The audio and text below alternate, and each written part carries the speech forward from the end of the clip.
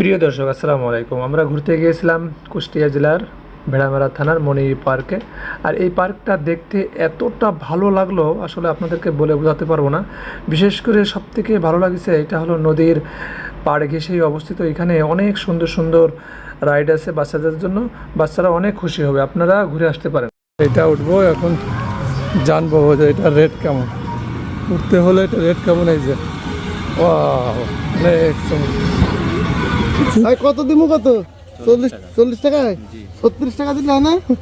কোনোভাবে মানা যাবে না। আচ্ছা ভাই দেখেন, আসলে ভাই কিন্তু কোনোভাবে ডিসকাউন্ট দিল না, ঠিক আছে? আমরা আসছি যশোর থেকে, কিন্তু সে 60 টাকা ডিসকাউন্ট দিল না। যশোর লোকের কোনো ছাড় হবে না।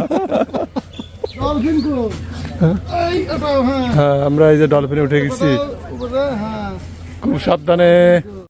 40 টাকা দিয়ে আমরা এই রাইডে টিকিট নিলাম। আর এই রাইডে ওঠার সময় বাচ্চাদের অবশ্যই সেফটি সহকারে উঠাবেন, কেননা যে কোনো সময় পড়ে যেতে পারে। অনুভূতি কি বলো? তুমি যে এত চড়লে অনুভূতি কি? কেমন লাগলো, ভালো না খারাপ? ভালো। ট্রেনে না হেলিকপ্টারে? কোনটা উঠবা? ট্রেনে উঠবো আমরা এখন। বন্ধুরা দেখেন, মামুনি উঠেছে এবার ট্রেনে। ট্রেন এই পদ্মা নদী হয়ে, হ্যাঁ দেন ভাই দেন, চালু করেন।